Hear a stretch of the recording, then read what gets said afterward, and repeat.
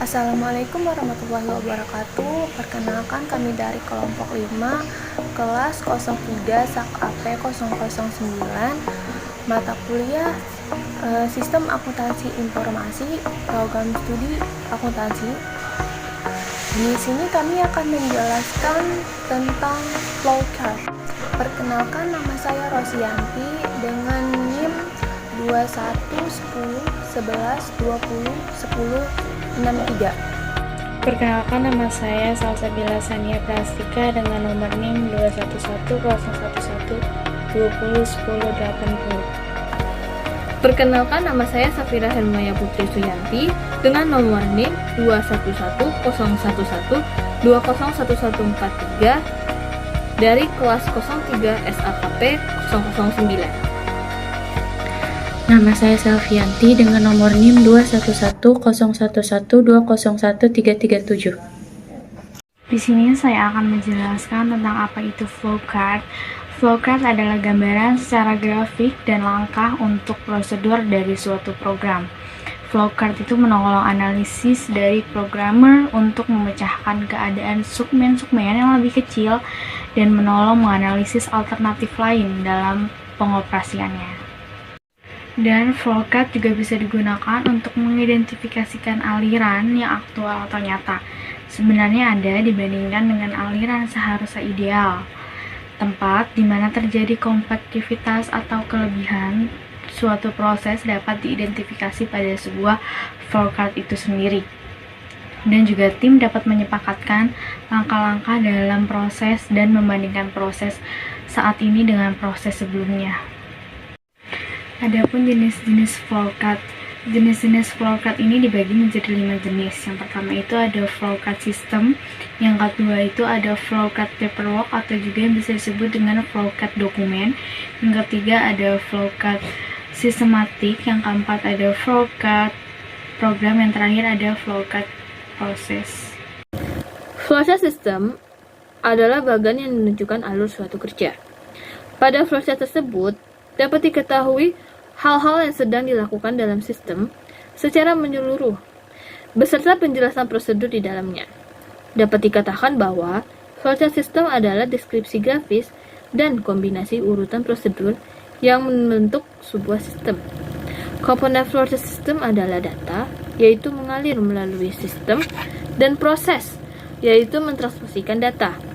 Penggambaran data dan proses pada flowchart system dapat dilakukan secara offline, yaitu tidak dihubungkan langsung kepada komputer, ataupun dilakukan secara online, yaitu dengan menghubungkannya secara langsung kepada komputer. Contoh flowchart system secara offline yaitu pada kalkulator, mesin tik, dan sebagainya. Sedangkan flowchart untuk menunjukkan sistem organisasi, perusahaan, pabrik, pemerintahan, atau lembaga. Pada PowerPoint yang kami tampilkan ini adalah sebuah contoh dari flowchart system, di mana pemesanan suatu barang. Yang pertama ada pesanan pembelian, yaitu menggunakan simbol dokumen. Simbol dokumen adalah simbol yang menyatakan bahwa input berasal dari dokumen dalam bentuk kertas, ataupun output yang perlu dicetak di kertas. Lalu ada masukan pesanan pembelian menggunakan simbol proses, yaitu simbol yang menyatakan suatu proses yang dilakukan oleh komputer.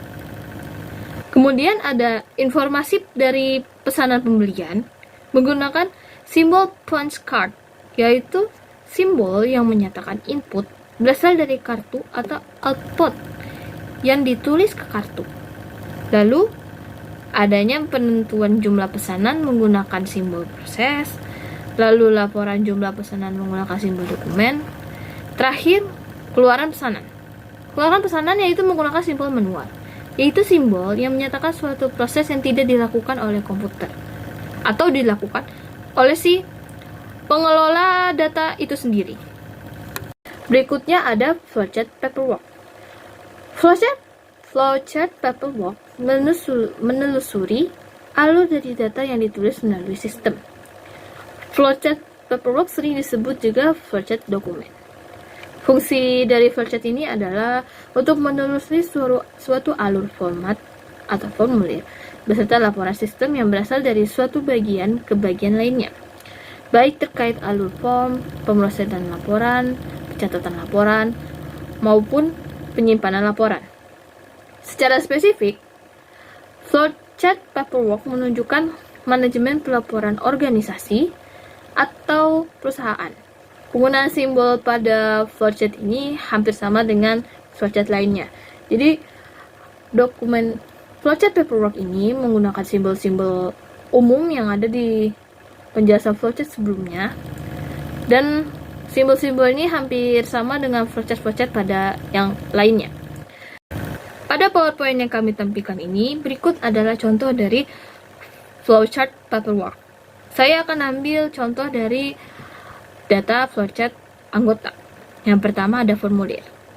Di formulir ini menggunakan simbol dokumen yang menyatakan input berasal dari dokumen dalam bentuk kertas ataupun output yang perlu dicetak di suatu kertas.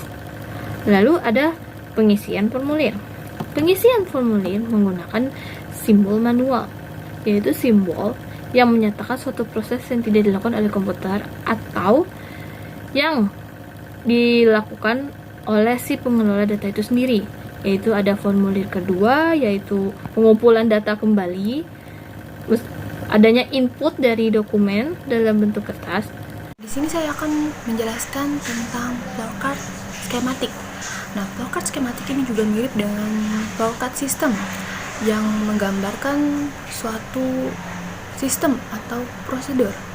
Flowchart skematik bukan hanya menggambarkan simbol-simbol flowchart standar, tetapi juga menggambarkan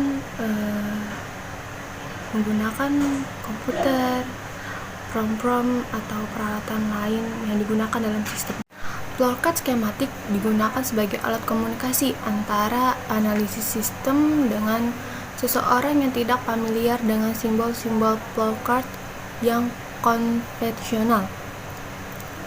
Pemakaian gambar sebagai ganti dari simbol-simbol flowchart akan menghemat waktu yang dibutuhkan oleh seseorang untuk mempelajari simbol abstrak sebelum dapat mengerti flowchart. Di sini ada gambar flowchart skematik. Nah, itu yang pertama, karyawan memasukkan kartu pada mesin pencatat absen. Nah, yang kemudian pengawas mengumpulkan absensi karyawan. Nah, kemudian staf personalia menghitung jumlah dan jam kerja serta potongan gaji. Kemudian di kasir itu menyerahkan gaji dan kwitansi pada karyawan. Nah, kemudian pengarsipan data karyawan itu dilakukan oleh staf personalia. Nah, gambar-gambar ini memudahkan pengamat untuk mengerti segala sesuatu yang dimaksudkan oleh analisis, sehingga hasilnya lebih menyenangkan dan tanpa ada salah pengertian. Baik, di sini saya akan menjelaskan tentang flowchart proses. Jadi, flowchart proses itu adalah cara penggambaran rekayasa industrial dengan cara merinci dan menganalisis langkah-langkah selanjutnya dalam suatu prosedur atau sistem. Nah, di sini ada berbentuk bulat. Itu pertama prosesnya operasi. Terus yang kedua ada prosesnya perpindahan atau transportasi. Selanjutnya ada infeksi. Dan selanjutnya ada penundaan, selanjutnya ada proses penyimpanan atau file. Baik, di sini saya akan membahas tentang simbol-simbol flowchart. Dan yang perlu kalian ketahui bahwa simbol-simbol flowchart ini memiliki fungsi yang berbeda-beda. Jadi contoh yang pertama itu ada terminal. Jadi terminal ini fungsinya menyatakan permulaan atau akhir suatu program. Jadi terminal dengan berbentuk oval. Jadi fungsinya untuk memulai atau startnya kemudian end, untuk mulai kemudian finishnya gitu. Jadi kita menggunakan namanya terminal. Terminal ini digunakan sebagai tanda bahwa sebuah flowchart atau sebuah algoritma itu sudah dimulai. Selanjutnya ada input atau output. Jadi fungsinya menyatakan proses input atau output tanpa tergantung jenis peralatannya. Jadi Input itu adalah masukan, sedangkan output adalah keluaran. Jadi simbol ini untuk menandakan masukan atau bahan-bahannya, kemudian output atau hasilnya. Jadi untuk semua inputan tanpa tergantung peralatannya itu menggunakan simbol seperti ini, yaitu jajar genjang. Selanjutnya ada simbol proses. Jadi simbol proses ini fungsinya menyatakan suatu tindakan atau proses yang dilakukan oleh komputer. Jadi maksudnya itu simbol ini menunjukkan jenis operasi pengolahan dalam suatu struktur. Nah, proses ini sebenarnya bisa ditemukan pada saat dan pengolahannya atau pengolahan bahannya. Yang pertama ada simbolnya ini, yaitu persegi panjang ya. Jadi namanya proses, fungsinya menunjukkan pengolahan yang dilakukan komputer. Jadi misalkan nanti kita menghitung sebuah rumus, maka pada simbol ini atau dalam proses inilah penghitungan rumusnya, seperti itu. Jadi selanjutnya ada simbol yang berbentuk belah ketupat, namanya decision atau keputusan. Fungsinya itu menunjukkan suatu kondisi tertentu yang akan menghasilkan dua kemungkinan jawaban, ya atau tidak. Jadi maksudnya nanti kita akan membuat flowchart. Banyak sekali jenis-jenis flowchart yang sudah dibahas teman saya tadi. Kemudian simbol keputusan ini biasanya digunakan pada algoritme percabangan. Jadi ketika ada sebuah kondisi, kemudian ada kemungkinan dua jawaban atau dua aksi, maka keputusannya itu menggunakan simbol belah ketupat ini. Yang kelima ada simbol konektor. Jadi fungsinya itu menyatakan sambungan dari proses ke proses lainnya dalam halaman yang sama. Jadi sebenarnya fungsi ini itu untuk keluar masuk prosedur ketika dia dalam suatu lembar atau halamannya sama. Nah, sedangkan selanjutnya ada offline connector. Jadi offline connector ini itu sama untuk simbol adanya masuk atau keluarnya sebuah prosedur, namun halamannya berbeda. Kalau misalkan kita tulis di sebuah buku, kemudian kita membuat sebuah flowchart yang panjang dan kita harus berganti halaman atau berganti lembar, maka kita harus menggunakan offline connector ini supaya menandakan bahwa flowchart pada halaman sebelumnya itu nyambung dengan halaman selanjutnya. Selanjutnya ada simbol punch card yang berfungsi menyatakan input berasal dari kartu atau output ditulis ke kartu. Yang kesembilan ada fun step. Jadi fun step ini berfungsi untuk input atau output yang menggunakan pita kertas berlubang. Nah, selanjutnya ada dokumen. Dokumen ini berfungsi mencetak keluaran dalam bentuk dokumen melalui printer. Jadi simbol ini maksudnya ketika input itu inputannya dari dokumen, kemudian ketika outputnya menjadi dokumen dalam bentuk kertas juga. Nah, yang terakhir itu ada simbol flow atau bisa disebut arus ya. Jadi fungsinya itu menyatakan jalannya arus suatu proses. Jadi flow direction simbol ini digunakan untuk menghubungkan antara simbol satu dengan yang lainnya. Jadi nanti yang jadi penghubung. Jadi penghubung dari simbol yang satu dengan simbol yang lainnya. Seperti itu. Dari gambaran flowchart tersebut, dapat dideskripsikan bahwa terdapat beberapa fungsi atau bagian yang berkaitan dengan sistem penggajian yang sedang berjalan pada PT X, yaitu sebagai berikut. Pertama, bagian produksi. Bagian ini memberikan informasi kartu jam kerja dari setiap buruh outsourcing kepada bagian personalia. Yang kedua, bagian personalia. Bagian personalia menerima informasi jam kerja buruh berdasarkan salinan kartu jam kerja yang diterima dari bagian produksi. Salinan tersebut berfungsi sebagai dasar penghitungan gaji buruh. Setelah itu, dibuatlah rekapan gaji berupa salinan daftar gaji karyawan. Terdapat 3 rangkap daftar gaji yang dibuat. Satu salinan dikirim ke bagian penggajian dan satu salinan yang lain dikirim ke bagian pengeluaran kas. Yang ketiga, bagian penggajian.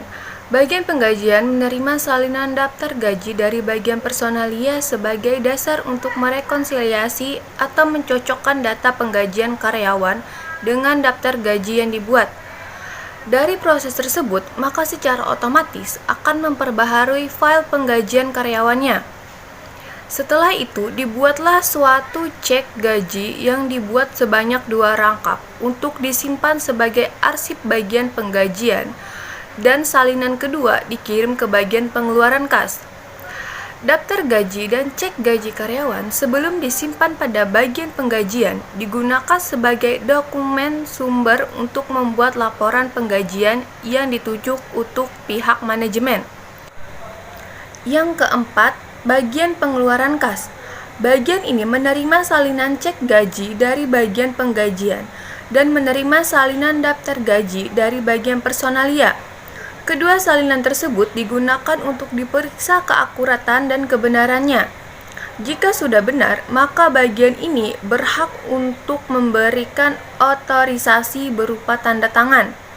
Cek gaji yang telah diotorisasi sebagai dokumen dasar untuk membuat surat permohonan payroll ke bank. Sehingga secara bersama-sama cek gaji yang telah diotorisasi beserta surat permohonan payroll dikirim ke bank. Dari 2 dokumen tersebut, bank akan memproses penggajian untuk setiap karyawan. 'Cause I got the keys, baby.